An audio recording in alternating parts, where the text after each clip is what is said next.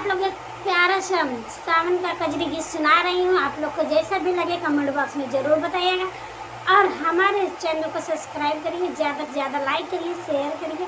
Support करिए और सावन में कजरी का आनंद लीजिए। अपना गैले पिया पूरा भी बन जिया जिया के गैले ना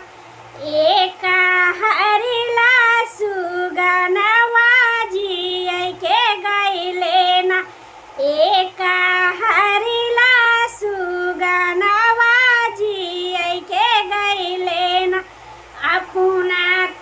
गैले पिया पूरा भी बन जिया जिया के गैले ना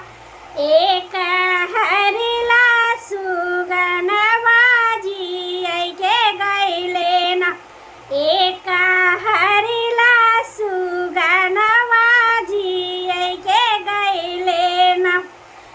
खाई के मांगे सुगना दूध भात कटोरवा पियै के मांगै ना हो पियै के मांगै ना वाही हरि के गिलासवा पियै के मांगै ना वाही हरि के गिलासवा पियै के मांगै ना खाई के मांगै सुगना दूध भात कटोरवा पियै के मांगै ना हो पियै के मांगै ना वाही हरि के गिलासवा पियै के मांगै ना वाही हरि के गिलासवा पियै के मांगै ना अपना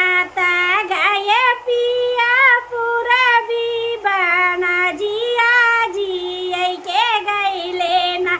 हो जिया के गैले ना एक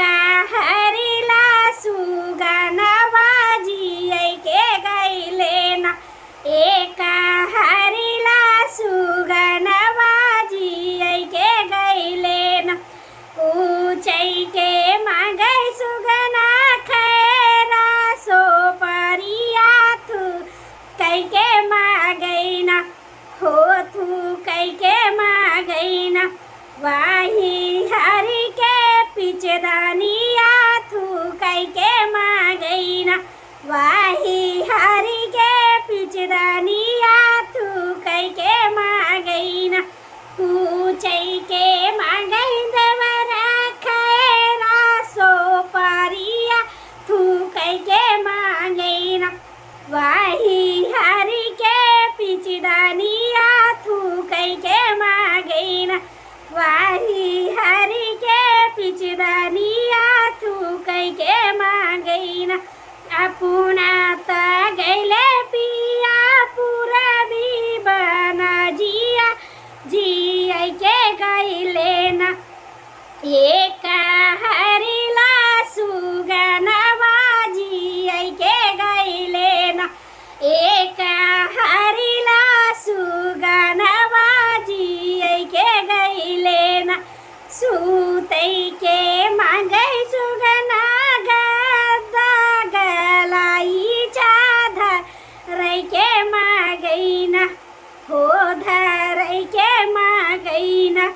वाही हरि के ताकियावा धरै के मांगै ना वाही हरि के ताकियावा धरै के मांगै ना सूतै के मांगै सुगना गद्दा गलाई धरै के मांगै ना वाही हरि के ताकियावा धरै के मांगै ना